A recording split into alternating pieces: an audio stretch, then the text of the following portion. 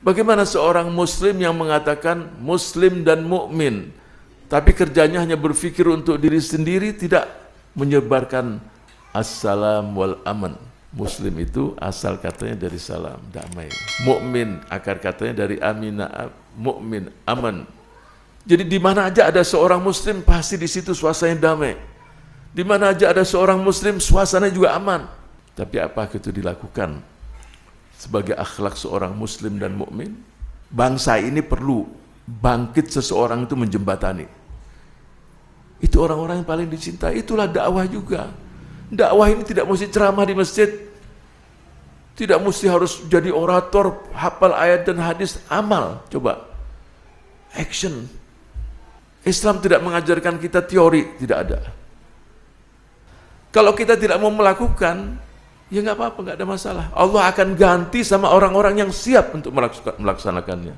Jadi jangan kita berpikir, wah kalau kita melakukan kita hebat. Tidak ada yang hebat. Mau melakukan kamu sendiri yang untung. Jadi jangan ada sesuatu, wah kalau tidak ada yang melaksanakan, tidak akan diganti. Sebab agama ini akan sampai di seluruh titik di dunia, sepanjang daerah tersebut sampai malam dan siang. Sebagaimana yang disabdakan oleh Rasul sallallahu alaihi wasallam, ma balagal lailu wan nahar. Siapa yang akan menyampaikannya, itulah pilihan-pilihan Allah pada manusia tersebut. Akhlak seorang muslim kepada Rabbnya, salah satunya adalah meneruskan risalah dakwah ini. Allah tidak membutuhkan infak seseorang, sedekah seseorang, tidak membutuhkan. Kalau saya sekarang bertanya, kira-kira untuk memenangkan dakwah Rasul sallallahu alaihi wasallam, Allah membutuhkan infak sahabat, sedekahnya? Tidak butuh. Untuk memenangkan Rasul sallallahu alaihi wasallam dalam dakwahnya, Allah membutuhkan 100 orang, 1000 orang, para sahabat dan para pejuang. Dibutuhkan atau tidak? Tidak dibutuhkan.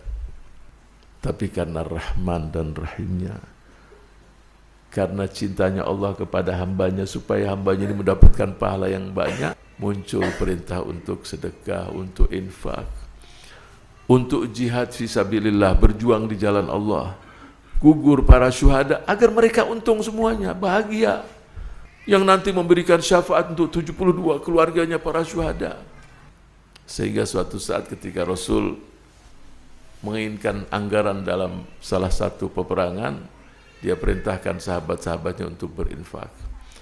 Ada yang berinfak 10% dari hartanya, ada yang 50%. Muncul Sayyidina Abu Bakar Siddiq dengan seluruh hartanya diinfakkan di jalan Allah.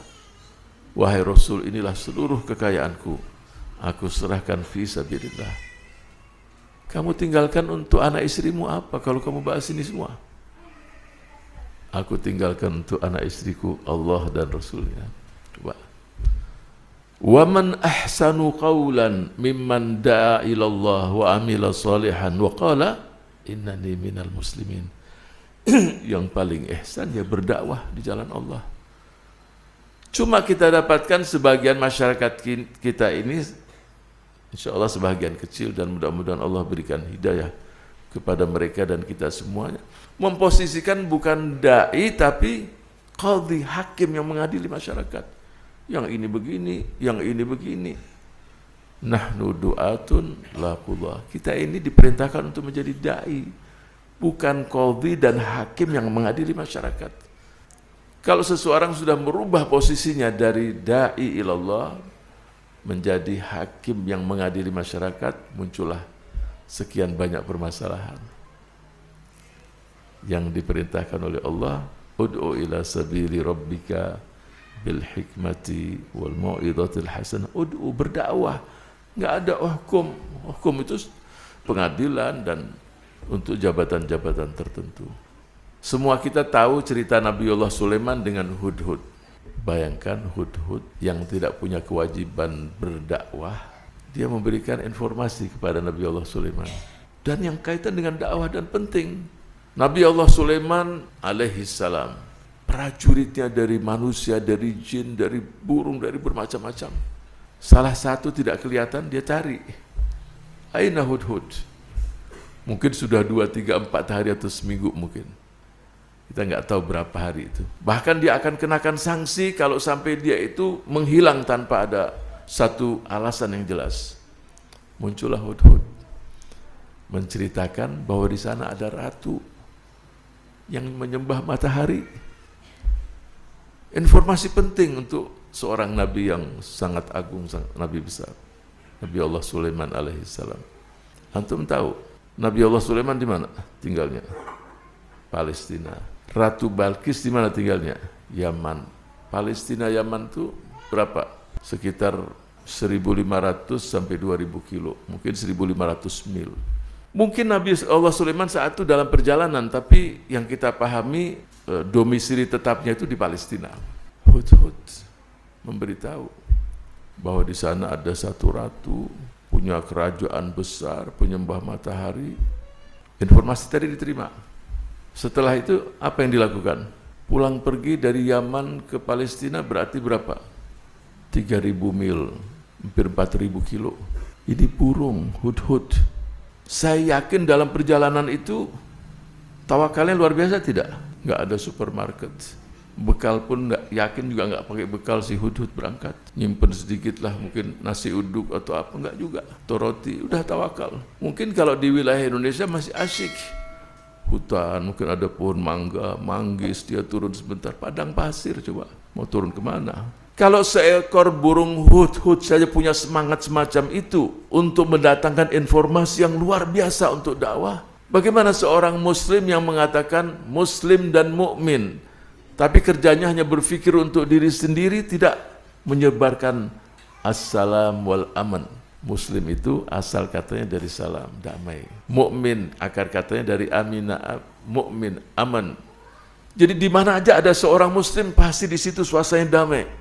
Di mana aja ada seorang muslim suasananya juga aman. Tapi apakah itu dilakukan sebagai akhlak seorang muslim dan mukmin? Mungkin sebagian melakukan. Sebab dengan akhlak itu orang pasti juga tertarik dengan orang itu. Kalau sudah tertarik, dia tanya, agama kamu siapa? Apa agamamu? Orang tersebar. Dan awal tersebar Islam di wilayah tercinta ini yaitu, kita yakin para duatnya dulu tidak juga menguasai bahasa daerah ini. Dan kita yakin juga saat itu tidak ada kamus juga. Dan kita yakin saat itu fundraising mereka, kekuatan pendanaan juga pas-pasan juga. Tapi muncul manusia-manusia yang jujur, manusia-manusia yang berakhlak yang mulia, manusia-manusia yang suka bantu orang lain, manusia yang memiliki sekian banyak sifat yang bagus. Yang tadinya mungkin wilayah Asia Tenggara ini hampir sekian puluh persen, mungkin 60-70% mayoritas beragama Hindu atau animisme. Tapi dengan datang para duat, berubah dengan izin Allah. Jadi Hudhud ketika menginformasikan, udah Hudhud, kamu istirahat, capek kamu. Suruh lagi, berangkat lagi, bawa surat. Berangkat nggak sih Hudhud? Siap, berangkat dia. Jadi kita jangan berpikir bahwa itu ringan. Apa saja kalau kita pegang, walaupun ringan, capek juga. Coba antum pegang di tangan aja. Mungkin 1/4 kilo atau setengah kilo. Nggak usah lama-lama deh, 4-5 jam kalau nggak pegel, walaupun ringan. Jadi surat yang dibawa oleh Hudhud terbang dengan sekian jarak yang begitu jauh, berangkat lagi. Pulang pergi berapa lagi? 3.000 mil. Jadi berapa semuanya? 6.000 mil coba. 6.000 mil itu udah bisa berangkat ke Mekah ya. Udah, bahkan bisa Mekah sekitar 5.000, ya 6.000 lebih malah. Sekarang siap nggak berangkat haji jalan darat naik sepeda? Lewat Singapura bisa, jadi Singapura kapal. Dari Singapura sampai ke Mekah bisa, apalagi jalan kaki. Ini Hudhud berangkat. Sekarang pesawat pun capek juga. Wah, lama terbangnya 9 jam. Kalaupun ada kapal mungkin penumpangnya udah kurang. Jadi semangat yang luar biasa itu yang memunculkan risalah ini tersebar. Kalau yang masih muda sekurang-kurangnya di rumah itu jadi cahaya. Untuk orang tuanya, untuk saudara-saudaranya, untuk tetangganya. Saya itu berharap itu setiap RT yang punya 40 kakak tidak boleh ada yang orang susah di situ. Tidak boleh saudara kita itu kelaparan. Negara tidak mungkin hadir di tempat-tempat itu, nggak mungkin. Yang hadir ya hanya kita. Dan itu tidak perlu pendanaan. Coba kalau setiap RT ada anak muda satu saja. Saya waktu jadi Menteri Sosial kagum dengan seseorang, mungkin tidak banyak ayat-ayat Quran yang dia dengar. Mungkin tidak banyak hadis-hadis Rasul yang tidak dengar. Dan orangnya di bawah pas-pasan, tapi namanya harum di daerahnya. Tidak seorang pun yang susah kecuali dia yang menyelesaikan masalahnya. Bukan uang dia, tapi dia menjembatani. Seorang ibu yang mau melahirkan, tidak ada rumah sakit situ. Harus dengan mobil, dia carikan, dia hubungi orang-orang kaya, dapat mobil. Jadi ketika saya ketemu, jadi ada seseorang yang punya semangat. Coba kalau di setiap RT kita data, oh ada 10 rumah yang menengah ke atas. Ada 5 rumah anak-anaknya di jalanan, minta sana minat. Yang 10 rumah itu siap dia memberikan 2 piring setiap hari umpamanya. Serahkan pada yang susah. Kira-kira ada yang di jalan? Tidak ada lagi.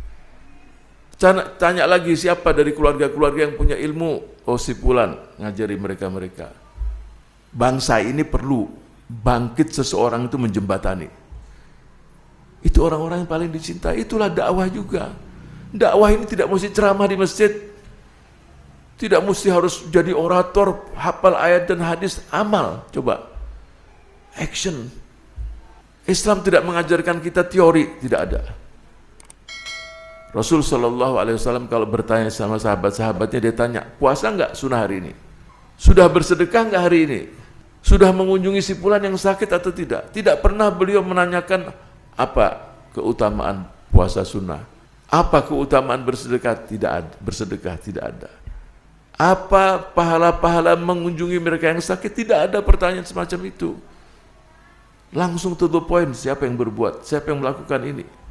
Jadi kalau mereka yang tidak banyak mendengar ayat dan hadis melakukan, karena fitrah yang Allah berikan, yang sudah tahu laksanakan.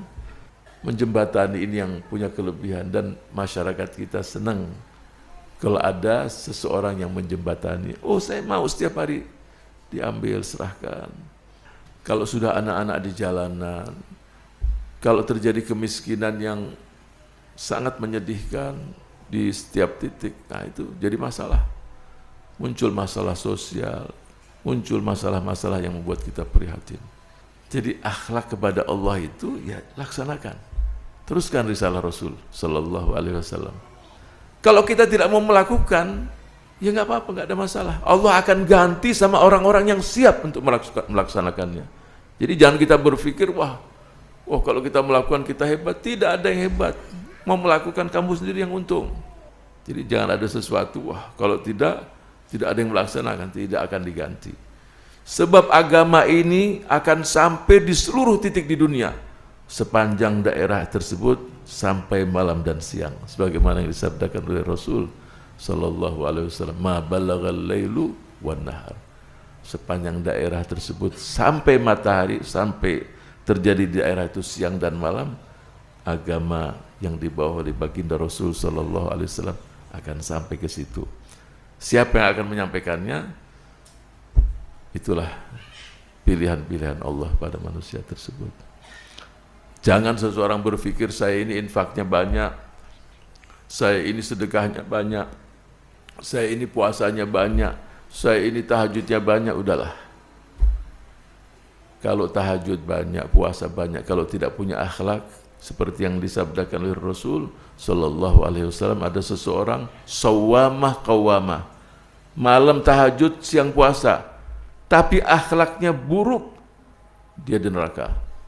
Suka mencaci orang, suka berbuat riba, maka tempatnya adalah fi nari jahannam. Khalifatullah, manusia sebagai khalifatullah, bukan malaikat, bukan manusia. Karena manusia punya kelebihan untuk menyebarluaskan asma Allahil husna, sifat Rahman, sifat Rahim, sifat-sifat itu ada pada diri manusia.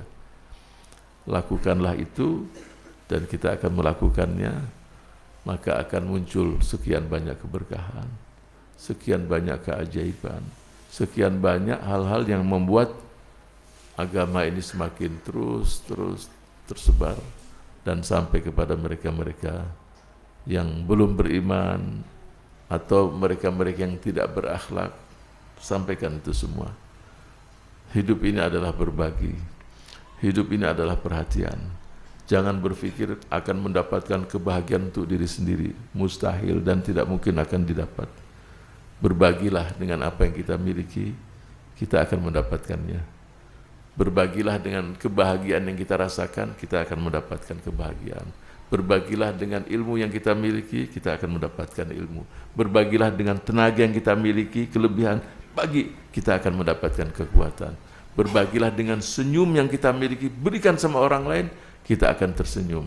Buat orang lain tersenyum dengan akhlak kita, insya Allah kita akan tersenyum kelak di hari kemudian. Amin ya rabbal alamin. Wa sallallahu ala sayyidina wa nabiyina Muhammad wa ala alihi wa sahbihi ajma'in. Walhamdulillahi rabbil alamin. Assalamualaikum warahmatullahi wabarakatuh.